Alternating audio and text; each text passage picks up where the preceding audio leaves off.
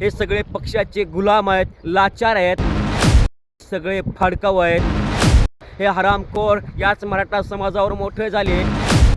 सर्वांना नमस्कार. आपली जात बाजूला ठेवून एक भारतीय नागरिक म्हणून हा व्हिडिओ बघा. आपल्या महाराष्ट्रामध्ये सध्या एकच चर्चा चालू आहे, ती म्हणजे चलो मुंबई चलो मुंबई.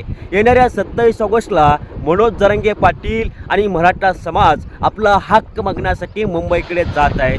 यासाठी काही जणांचं समर्थनही आहे आणि काही जणांचा विरोधी आहे.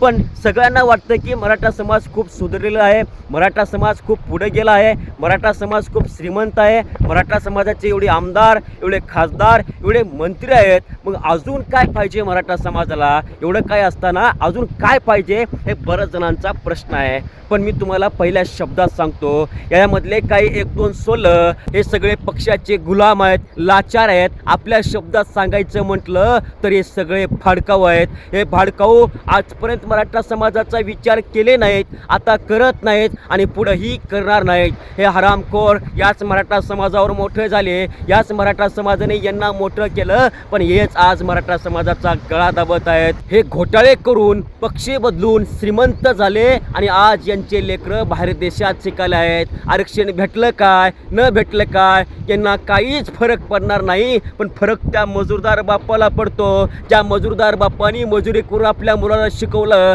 पण त्यांचा मुलगा 2-3 मार्काने नापास झाला. फरक त्या मजूरदार बापाला पडतो, फरक त्या शेतकरी बापाला पडतो. अरे 80% घेऊनही 65% वाला जॉबला लागतो आणि 80% वाल्याला घरला यावं लागतं. फरक त्या 80% वाल्याला पडतो.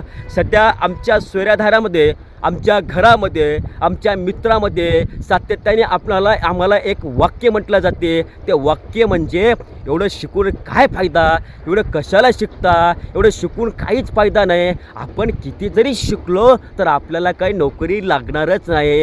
हे वाक्य ना, जेवढं तलवारीचा घाव केल्यानंतर जेवढा त्रास होत नाही, तेवढे हे वाक्य म्हटल्यानंतर आमच्या मनाला त्रास होतो. डॉक्टर बाबासाहेब आंबेडकर म्हणतात की शिक्षण हे वाघिणीचं दूध आहे, जो प्राशन करेल तो घुरघुरल्याशिवाय राहणार नाहीत. पण दुर्दैव आम्हाला शिक्षण घेऊनही आम्हाला आमचा हक्क मिळत नाही.